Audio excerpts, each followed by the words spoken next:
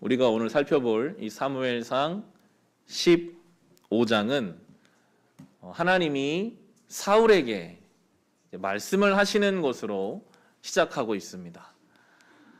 하나님이 사울을 포기하지 않으셨어요. 계속 말씀하십니다.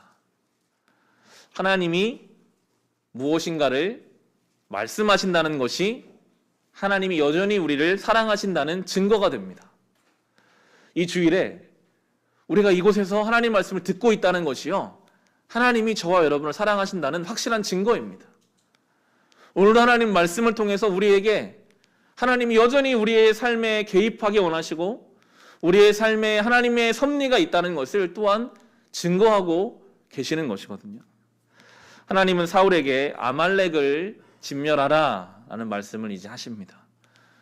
하나님 앞에 범죄하였던 민족을 처벌하는 일에 이제 사울을 사용하기 원하시는데요. 오늘 본문 이제 15장의 2, 3, 4절, 사무엘상 15장 2, 3, 4절 하나님이 사울에게 하시는 말씀입니다. 같이 읽어보겠습니다. 만군의 주가 말한다. 이스라엘이 이집트에서 나올 때에 아말렉이 이스라엘에게 한 일, 곧 길을 막고 대적한 일 때문에 아말렉을 벌하겠다. 너는 이제 가서 아말렉을 쳐라. 그들에게 딸린 것은 모두 전멸시켜라. 사정을 보아 주어서는 안 된다. 남자와 여자, 어린아이와 젖먹이, 소떼와 양떼, 낙타와 나귀 등 무엇이든 가릴 것 없이 죽여라. 사울이 백성을 불러 모으고 들라임에서 그 수를 헤아려 보니 보병이 20만 명이었다. 유다에서 온 사람도 10,000명이나 되었다. 하나님이 그 아말렉이 했던 범죄에 대해서 심판하실 것을 이제 말씀하십니다. 무서운 심판이잖아요. 전멸입니다. 진멸입니다. 한 명도 남기지 말고 죄의 대가를 치르게 하라. 오랜 시간이 지난 일이라 할지라도 죄의 문제는요, 반드시 다루어지게 되어 있습니다. 그 죄의 심판은 얼마나 무서운지 관련된 모든 자들에게 다 그 책임을 물으신다 하십니다. 죄의 문제를 결코 쉽게 여기서는 안 됩니다. 그냥 아무 일도 일어나지 않다고 해서 이렇게 살아도 되는구나, 그냥 하나님 말씀 없이 살아도 되는구나, 무서운 착각입니다. 때가 되면 하나님께서는 반드시 책임을 물으실 것을 이제 오늘 본문을 통해서 우리에게 가르쳐 주시고 다 준비하셨어요. 20만 명이 넘는 군인들을 다 준비해 놓으시고 사울에게 이제 명령하시는 것, 가서 네가 대신 그 일을 해라. 무조건 이기는 싸움입니다. 우리가 이기는 싸움을 하는 방법이 여기에 있어요. 하나님의 뜻에 합당하게 하면 그 싸움은 이길 수밖에 없습니다. 하나님이 군사도 다 마련해 주시고 싸울 대적도 정해 주시고 무조건 이기게 하십니다. 우리가 지는 이유는요, 하나님의 뜻이 아니라 내 뜻대로, 내 방식대로, 내 계획대로 하려고 할 때 이제 지는 싸움이 되고, 이기는 비결이 있다면 이 하나님의 말씀에 귀를 기울이고 순종할 때 이기는 싸움을 합니다. 그런데 사울이 이 하나님이 다 만들어 놓으신 이기는 싸움터 중에서 순종이 아니라 자기의 생각대로 이제 뭔가를 해갑니다. 7절부터 9절 말씀 우리 같이 읽어보겠습니다. 그런 다음에 사울은 하윌라에서부터 이집트의 동쪽에 있는 수루 지역에 이르기까지 아말렉 사람을 쳤다. 아말렉 왕 아각은 사로잡았고 나머지 백성은 모조리 칼로 쳐서 없애버렸다. 그러나 사울과 그의 군대는 아각뿐만 아니라 양떼와 소떼 가운데서도 가장 좋은 것들과 가장 기름진 짐승들과 어린 양들과 좋은 것들은 무엇이든지 모두 아깝게 여겨 진멸하지 않고 다만 쓸모없고 값없는 것들만 골라서 진멸하였다. 하나님 분명히 다 없애라 하셨는데 성경의 표현처럼 막상 아까운 거예요. 아이고, 이거 돈이 얼만데, 이거 그냥 가지면 얼마나 나한테 유익한데 왜 하나님은 다 없애라고 하셨을까? 그러면서 하나님 말씀에 완전히 순종한 것도 아니고 완전히 불순종한 것도 아니고 선별적으로 순종합니다. 순종할 것은 순종하고 순종하기 싫은 것 순종하지 않는 상황이었습니다. 그럼 이건 순종일까요? 불순종일까요? 사울에게는요, 선별적 순종이었어요. 이거 내가 할 만한 건 한 것이고 내가 도저히 못 따르는 건 못 따르는 것이니까 불순종보다는 낫지. 하나님은 불순종이라고 보십니다. 순종이 아니다. 참 중요한 가르침입니다. 하나님이 우리에게 사랑하라 명령하셨는데 우리는 하나님 제가 이 사람은 사랑이 되겠는데요. 제가 저 사람은 하나님 아무리 말씀하셔도 사랑 못하겠습니다. 선별적 순종은 불순종입니다. 항상 기뻐하라. 범사에 감사하라 하셨지만 하나님 제가 어떻게 이 상황에서 감사하고 기뻐합니까? 저 이 상황에서는 감사 못하겠습니다. 선별적 순종은 불순종과 같다라고 오늘 우리에게 말씀해 가십니다.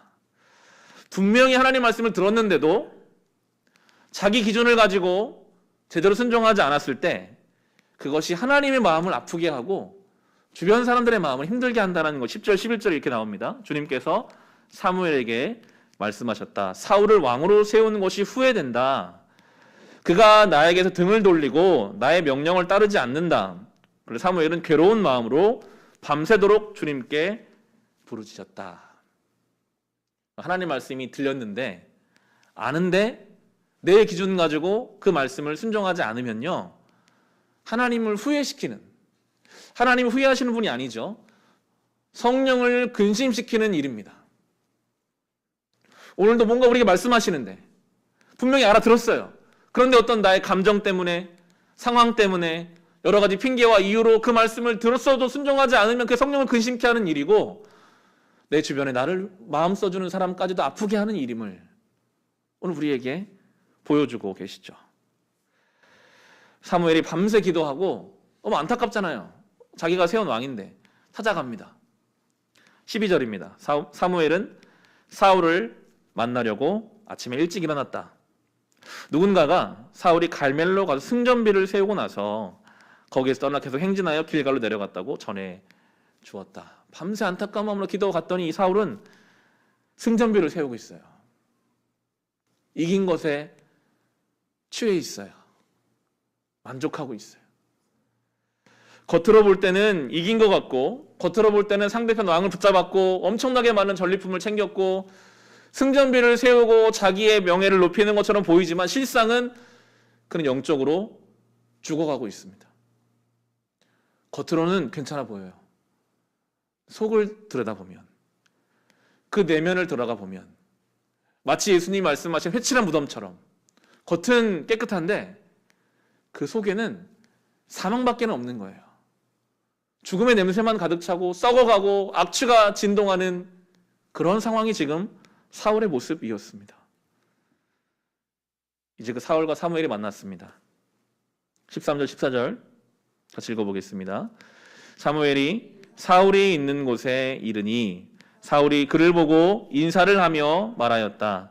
주님께서 주시는 복을 받으시기 바랍니다. 나는 주님 명령대로 다 하였습니다. 그러자 사무엘이 물었다. 나의 귀에 들리는 이 양떼의 소리와 내가 듣는 소떼의 소리는 무엇입니까? 뻔뻔한 거짓말이었겠죠. 사무엘이 오니 진멸하라 라는 말씀이 번뜩 생각나고, 뭐 자기가 거짓말하면 알 방법이 없잖아요. 다 죽였습니다. 순종했습니다. 근데 그 말을 하자마자 양떼와 소떼의 소리가 막 들려옵니다. 그러면 저 짐승의 소리는 무엇입니까? 라고 사무엘이 묻죠. 어느 설교자가 그런 이야기를 하더라고요. 하나님이 그 양떼와 소떼를 소리 지르게 하셔서 사울의 죄를 드러내셨다.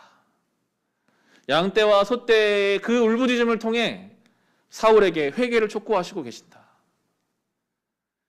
지금 사울은 그 짐승 소리를 들으면서, 그렇지, 하나님 남기지 말라고 하셨는데 제가 불순종했습니다. 용서해 주십시오. 회개의 자리로 갔어야 되거든요. 베드로를 생각나게 합니다. 베드로가 예수님 3번 부인했을 때 닭이 울잖아요. 그 닭 우는 소리에 베드로는 회개를 합니다. 하나님이 저도 그 닭을 울게 하셨다고 묵상이 되는데 그 닭 울음 소리에 예수님 말씀이 생각나면서 베드로가 통곡하죠. 그래서 베드로는 베드로 될 수 있었습니다.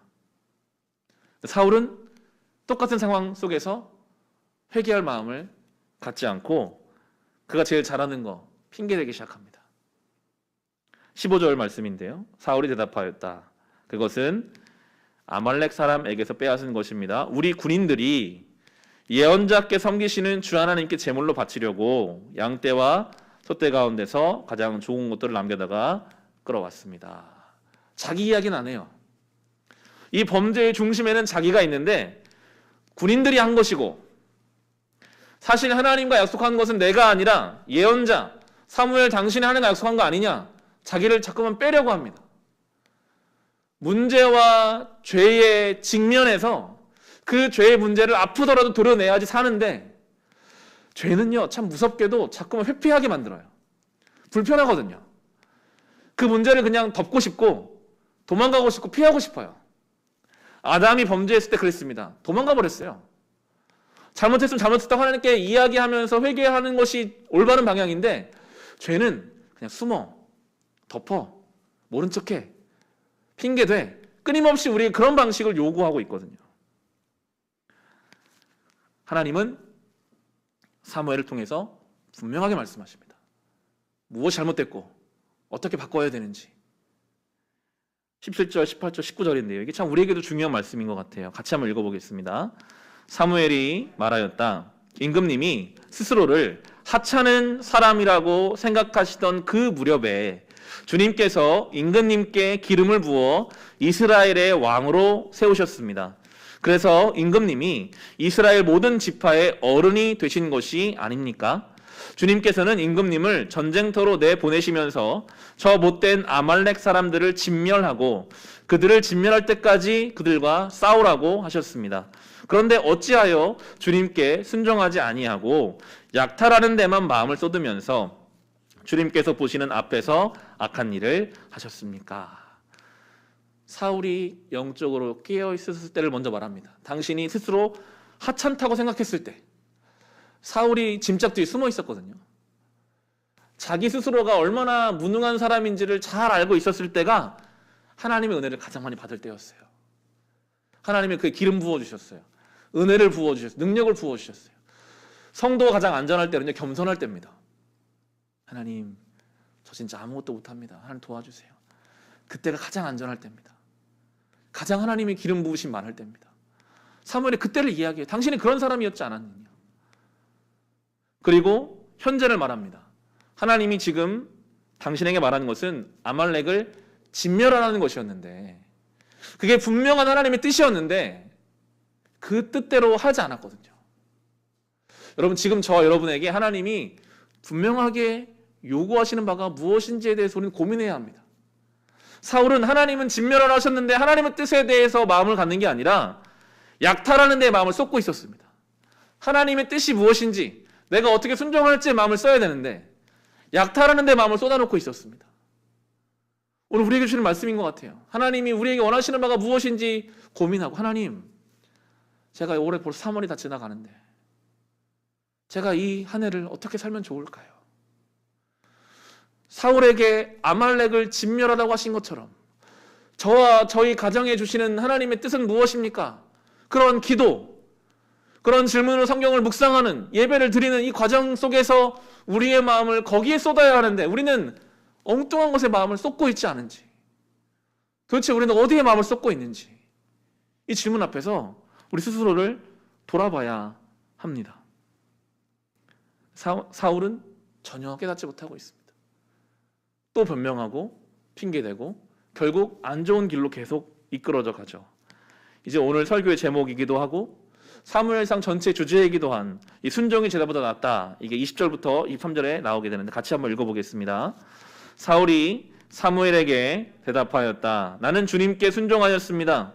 주님께서 보내시는 대로 전쟁터로 나갔고 아말렉 왕 아각도 잡아왔고 아말렉 사람도 진멸하였습니다. 다만 우리 군인들이 전리품 가운데서 양떼와 소떼는 죽이지 않고 길갈로 끌어왔습니다. 그러나 그것은 예언자께서 섬기시는 주 하나님께 제물로 바치려고 진멸할 짐승들 가운데서 가장 좋은 것으로 골라온 것입니다. 사무엘이 나무랐다. 주님께서 어느 것을 더 좋아하시겠습니까? 주님의 말씀에 순종하는 것이겠습니까? 아니면 번제나 화목제를 드리는 것이겠습니까? 잘 들으십시오. 순종이 제사보다 낫고 말씀을 따르는 것이 순양의 기름보다 낫습니다. 거역하는 것은 점을 치는 죄와 같고 고집을 부리는 것은 우상을 섬기는 죄와 같습니다. 임금님이 주님의 말씀을 버리셨기 때문에 주님께서도 임금님을 버려 왕이 되지 못하게 하셨습니다. 사울은 당당하게 핑계를 댑니다. 내가 순종한 거 아닙니까? 전쟁했잖아요. 진멸시켰고 왕은 잡았고 우리가 좀 남긴 것도 다 하나님께 드리려고 한 것이었습니다. 자기의 모든 행위를 포장합니다. 근데 하나님은 중심을 아시거든요. 사울이 왜 그걸 남겼는지 아까워 남긴 거예요. 하나님이 남긴 게 아니라 자기를 위해 남긴 것이었고 자기를 위해서 그렇게 했으면서도 포장하는 그의 마음을 하나님은 다 꿰뚫어 보고 계십니다. 여러분, 사람은 속일 수 있어도요, 하나님을 속일 수 없습니다. 심지어 나를 내가 속여요. 난 어쩔 수 없었어. 하지만 하나님은 중심을 보고 계시거든요. 하나님 원하시는 것은 짐승 많이 남겨서 그거 가지고 하나님께 영광 돌리는 것을 원하시는 게 아니라 순종을 원하십니다. 중심을 원하십니다. 결국 스스로 하나님 말씀을 듣지 않았기 때문에 스스로 하나님이 정해놓으신 그 은혜의 자리를 떠나버린 인생이 되어버립니다. 하나님이 계속 이렇게 어쩌면 구차하게 보일 만큼 계속 사울에게 말씀하시는 것은 그를 변화시키기 위함이거든요. 그냥 바로 버리셔도 되잖아요. 근데 계속 말씀하시는 거예요. 너 왜 그렇게 했냐? 빨리 돌아와라. 그만해라. 그런데 그는 이어지는 30, 31절을 보면 이제 완전히 하나님을 떠나게 되고 하나님은 어쩔 수 없이 이제 다윗을 세우시게 되는 다음 장 이제 16장에 가면 다윗이 나올 수밖에 없는 장면이 나옵니다. 30절 31절에 사울이 간청하였다. 내가 죄를 지었습니다. 그러나 나의 백성 이스라엘과 백성의 장로들 앞에서 제발 나의 체면을 세워주시기 바랍니다. 나와 함께 가셔서 내가 예언자께 섬기는 주 하나님께 경배할 수 있도록 하여 주십시오. 사무엘이 사울을 따라 돌아가니 사울이 주님께 경배를 드렸다. 사울은 이제 하나님에 대한 생각을 갖지 않습니다. 백성과 장로 앞에서 나의 체면을 세워달라. 하나님이 나를 버리신 거 그건 뭐 나는 이제 신경 쓰지 않는데 사람들이 나를 버리지 않도록, 사람들이 나를 얕보지 않도록, 지금 당장 내 눈앞에 현실이 나를 배신하지 않도록 여기에 몰두하는 사울의 모습, 그런 사람에게는요 하나님도 그냥 도구일 뿐이에요. 내 체면을 깎이지 않게 하나님은 도구예요. 내 하나님이 아니에요. 사무엘의 하나님이에요. 예배 드리지만 그건 다 그냥 사람들에게 보이기 위한 그런 모습을 지금 사울은 보여주고 있고 결국 다윗이 세워질 수밖에 없는 상황이 이제 오게 됩니다. 사람이 인정해주는 왕, 하나님이 인정하시는 왕, 어디에 중심을 둘 것인가? 사울은 철저히 사람들만 인정해주면 괜찮다는 방향으로 가게 되었고 잠깐은 그의 왕국이 유지되는 것 같았지만 그 끝은요 참 안타깝게 끝납니다. 31장 우리까지 보겠지만 그도 그의 아들들도 결국 다 죽게 됩니다. 이 사울의 어리석어 보이는 모습이 우리는 과연 이 사울의 모습에서부터 자유로울 수 있을까? 순종하는 것은 사실 보이지 않잖아요. 하나님께 내가 순종했다. 하나님 때문에 내가 이런 결정을 했다. 아무도 모를 수 있어요. 근데 현실은 강력하거든요. 사람들은 어떻게 보는지, 물질, 세상의 어떤 것, 과연 우리는 이 둘 앞에서 정말 순종의 제사보다 낫고 하나님 말씀을 따르는 걸 순양의 기름보다 나은 것인지 그 믿음에 동참하고 있는지를 돌아보게 하시는 본문이죠. 그걸 잘 보여주신 분이 사울과 완전히 반대로 우리에게 진리를 보여주신 분이 예수님이신데요. 우리가 한 주간 묵상하고 있는 누가복음에서 23장을 좀 보시면 제가 따로 같이 읽지는 않겠지만 여러분 23장을 펴놓으시고 눈으로라도 좀 같이 읽어보시면 참 좋을 것 같은데 이 누가복음 23장에 보면 예수님 십자가에 달리시는 장면이 나옵니다. 예수님이 십자가에 달리셨어요. 우리는 이제 성화나 어떤 모형을 보면 예수님이 중요 부위를 가리고 계시지만 실제로 예수님 십자가에 달리실 때는 완전히 벌겨벗긴 상태에서 수치스러운 사형이 십자가형이었습니다. 그 예수님이 십자가에 달리시자 사람들이 비난합니다. 대단한 사람인 줄 알았더니 자기 스스로도 고치지 못하는 사람이었구나. 하나님의 아들이라 그렇게 말하더니 저거밖에 안 되는 인생이구나. 제가 몇 구절을 읽어드리겠습니다. 35절에 이자가 남을 구원하였으니 정말 그가 택함을 받은 분이라면 자기나 구원하라지. 37절에 내가 유대인의 왕이라면 너나 구원하여 보아라. 39절에 너는 그리스도가 아니냐? 너와 우리를 구원하여라. 아무리 생각해도 저렇게 십자가에 맨몸으로 달려 죽는 사람이 하나님의 아들이 될 수가 없는 거예요. 제자들은 다 도망갔습니다. 예수님 뭐 재산, 땅, 뭐 군인 하나도 없습니다. 몇 시간 되면 그냥 십자가에 죽는 사람이에요. 그 예수님이 당하신 현실을 근거로 하면 결코 예수님이 하나님의 아들이라고 볼 수가 없는 판단이 나오는 거죠. 우리는 때로 그런 질문을 스스로 하기도 하고 듣기도 합니다. 믿음의 길을 걷는데, 기도 열심히 하는데, 나름대로 신앙생활 하는데 마치 예수 십자가 달린 것처럼 우리의 삶에 어떤 어려움을 찾아올 때 스스로 묻기도 하고 다른 사람들이 그렇게 말하죠. 그렇게 기도 열심히 하더니 결국 가정에 그런 일이 생기는 거야? 그렇게 신앙생활 열심히 한다고 하더니 결국 그런 거야? 왜 너희 집에 그런 일이 생겨? 결국 그 문제 때문에 쩔쩔매고 끙끙대면서 그렇게 눈물로 살아가는 게 신앙생활이야? 마치 예수님의 십자가를 향해 사람들이 비난하듯이 하나님의 아들이라고 말하면서 왜 죽는가? 왜 그 문제에 고통을 당하는가? 마치 그런 것처럼 우리는 수없이 그런 질문을 스스로 하기도 하고 듣기도 합니다. 우리의 믿음이 현실이 전부라고 생각한다면 답할 수가 없어요. 그런데 예수님은 그 십자가 상에서 낙원을 말씀하십니다. 그 옆에 있는 죄인이 예수님, 당신의 나라가 가실 때 나를 기억해 주십시오. 너는 오늘 나와 함께 낙원에 있으리라. 지금 몇 시간 뒤면 죽는 사람인데 3년을 투자했던 제자들 다 도망갔고 옷 한 벌 가진 거 군인들이 다 제입고와서 가져갔고 아무것도 없는 상황이 현실로 보면요, 저렇게 최악일 수 있는가 하는 상황 속에서 예수님은요 낙원을 바라보십니다. 천국을 바라보십니다. 그럼 그것이 성도의 삶입니다. 우리는 현실을 근거로 판단하는 사람들이 아닙니다. 설령 우리가 십자가상에서 억울한 죽음의 눈앞에 있을지라도 그곳에서 순종한 사람이 볼 수 있는 하나님의 낙원을 바라보는 사람들, 천국을 바라보는 사람들. 예수님의 삶은 부활의 영광으로 변화되잖아요. 그게 우리의 믿음이거든요. 지금은 뭔가 억울하고 지금은 답답하고 지금은 아파도 내가 오늘 주의 길을 가고 있는 게 확실하다면 우리 주님은 무덤에서도 나를 살리시는 분이시다. 부활의 영광이 우리를 기다리고 있다. 그 속에서도 하나님의 나라를, 낙원을, 천국을 경험할 수 있는 사람들, 그게 바로 성도의 삶입니다.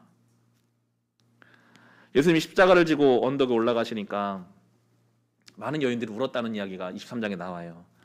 그렇잖아요. 예수님 너무나 좋으신 분인데 저런 일을 당하실 분이 아니신데 막 웁니다. 예수님 뭐라고 하시는가 하면 나를 위해서 울지 말라. 너희와 너희 자녀들을 위해서 울어라. 하나님의 일을 위해서 고난당하는 것은요, 울 일이 아닙니다. 복받을 일이죠. 성경은 그렇게 분명히 말하고 있거든요. 주님 나라를 위해서 살아가다 고난당하는 자가 있느냐? 기뻐하라. 하나님이 상급이 있다. 예수님이 당하시는 고난은 결코 울거나 안타까울 일이 아닙니다. 하나님이 엄청난 영광으로 갚아주실 것이죠. 정말 울어야 할 것은 그 예수님을 정죄했고 그 예수님을 비난했고 복음 없이 살아가는 그 날들과 그들의 자녀들을 위한 울음이 필요하죠. 우리가 정말 울어야 할 것은 믿음으로 살다가 어려움 당하는 일, 울 일이 아닙니다. 정말 우리가 울어야 할 것은 믿음 없이 결정했고 행동했던 나의 삶, 나의 가족과 친지들, 오늘도 믿음 없이 평안해 보이는 삶을 살아가는 많은 사람들을 위해서 우리는 울어야 합니다. 그 주님 말씀이시거든요. 예수님 십자가를 지고 가실 그때에 구레네 사람 시몬이 예수 십자가를 대신 지는 장면도 나옵니다. 예수님이 워낙 아마 마르셨을 것이고 기운이 없으셨을 것이라서 그 무거운 십자가를 못 들고 가니까 군인 한 명이 이제 구레네 사람 시몬을 건장해 보였겠죠. 대신 십자가를 지게 했어요. 구레네 사람 시몬에게는 날벼락이죠. 그냥 구경하러 왔는데 예수를 따르는 사람도 아닌데 그 무거운 십자가를 대신 지고 가야 하는. 그런데 어떤 일이 일어나는지 성경은 기록하고 있지 않지만 그 일로 말미암아 그 시몬과 그의 온 가족이 예수를 믿게 되었습니다. 아마도 저는 그 예수님과의 근거리에서 그 길을 오르는 시간 동안 주님으로부터 뭔가 많은 감동과 영감 받았을 것 같아요. 때로 우리가 억지로라도 주의 십자가를 지고 따르는 길은 큰 복이 됩니다. 예배를 마치고 다시 우리의 삶을 시작하는데 누가 나를 자꾸만 건드린다고 했을 때 내 성질 같아서는 불같이 화를 내고 그 사람을 안 보는 게 맞지만 그래 사순절이니까 내가 좀 거룩하게 예배 드렸으니까 한 번 더 참아야지. 내가 다 동의되지 않아도 다 이해되지 않아도 십자가를 지는 마음으로 주의 길에 동참하면요 거기에 복이 있습니다. 주님께서 반드시 그 사람들을 위로하고 지지해 주십니다. 다 이해되지 않아도 네가 나를 따라오는구나. 순종하려고 노력하는구나. 순종은요 결과와는 상관이 없어요. 순종은 그냥 순종이에요. 사울은 제사라는 결과를 원했어요. 짐승 가지고 잡아서 피 흘려서 불을 지펴서 많은 사람들 앞에서 뭔가를 보여주는 것을 원했습니다. 순종에는요 결과가 중요하지 않습니다. 저 여러분이 주님을 위해서 십자가를 지고 순종하려고 하다가 실패해도 잘 못해도 괜찮습니다. 하나님은 그것을 받아주세요. 세상은 결과를 말하지만 하나님은 중심을 보시니까요. 말씀을 이제 정리해 보는데요. 요즘 우리나라 사람들 중에 가장 많은 영향을 받는 공인을 뽑자면 저는 오은영 박사라는 사람의 영향력을 많은 사람들이 지금 받는 것 같아요. 여러 방송을 하는데 금쪽 상담소라는 프로그램이 있더라고요. 지난 25일에 이틀 전이죠. 거기에 이제 위너라는 가수가 그룹인데요. 나 상담을 받았고 저는 위너는 잘 모르지만 송민호라는 사람이 그 중에 한 멤버라서 제가 송민호는 개인적으로 좀 좋아하는 멤버거든요. 송민호 젊은 친구인데 음악적으로도 인정받았고 그림을 잘 그려서 그림적으로도 인정받았고 예능적으로도 많은 사람들이 좋아하는 부러워할 만한 입지를 가진 사람입니다. 근데 그가 이제 그런 이야기를 했고 기사화돼서 좀 읽어드리면 송민호는 2017년도 말쯤부터 죽을 것 같고 숨이 안 쉬어지는 공황 증상이 있었다. 쓰러져서 죽기 직전까지 가게 되어서 병원에 다니게 되었다. 진단명은 공황장애와 양극성 장애였다. 정신과 약을 복용하고 있다라고 고백했다. 송민호는 즐거움이 없는 것 같다. 왜 평소에 즐겁지 않을까 나도 알고 싶었다. TV를 보거나 밥을 먹을 것도 어떨 때는 힘들었다. 평범한 일상이 쉽지 않다라고 말했다. 가장 그가 성공했을 때거든요. 예능으로 잘 되고 하느님한테 잘 되는 그때 그는 알 수 없는 불안과 우울에 쫓기게 되어서 이제 왜 그랬을까 이제 솔루션을 막 찾아가요. 그러면서 그 오은영 박사가 그런 이야기를 합니다. 현실적인 어려움이 있어도 실패해도 잘 못해도 당신을 전적으로 지지해 줄 한 사람이라도 있는가? 그게 굉장히 중요하다는 거예요. 세상은 결과물을 이야기하지만 인간의 정서적 만족은 결과를 가지고 얻는 게 아니라 결과와 상관없이 무조건적으로 지지해주고 나를 믿어주고 나의 버팀목이 되어줄 한 사람이라도 있는 것이 중요한데 그게 없었다면 아마 성공하면 성공할수록 더 힘들었을 것이다. 그런 이야기로 풀어져 가더라고요. 저는 오늘 본문을 묵상하면서 그 이야기가 많이 와닿았습니다. 이 시대에요. 이미 세상도 그것들을 파악하고 있습니다. 결과를 가지고 그 인생에 만족될 수가 없어요. 중요한 것은 우리를 전적으로 지지해 주시는 하나님과의 관계. 결국 우리는 하나님과 연결되게 창조되었기 때문에 하나님과 나와의 관계가 그분이 나를 전적으로 오늘도 지지해 주고 격려해 주시고 동행해 주시고 함께 해 주시는 그 믿음이 있을 때 우리는 주어진 삶을 힘있게 살아갈 수 있는 거거든요. 저에게는 많은 위로가 되더라고요. 제가 설령 물론 설교도 그렇고 목회도 열심히 잘해야죠.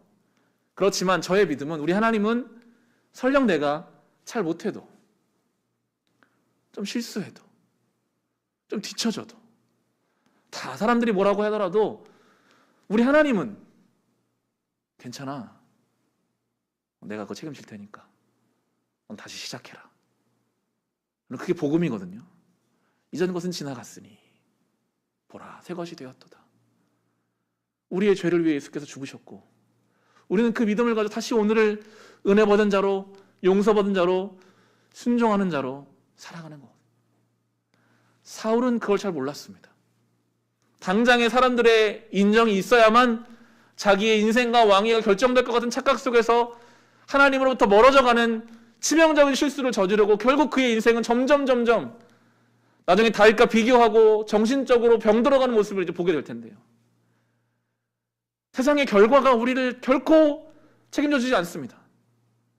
아무리 세상적으로 성공해도 우리를 오늘도 지켜주신 하나님과의 관계가 온전하지 못하다면 채워질 수 없는 불안과 염려 속에서 스스로를 병들게 할 것입니다. 오늘 이 말씀, 순종이 제사보다 낫다.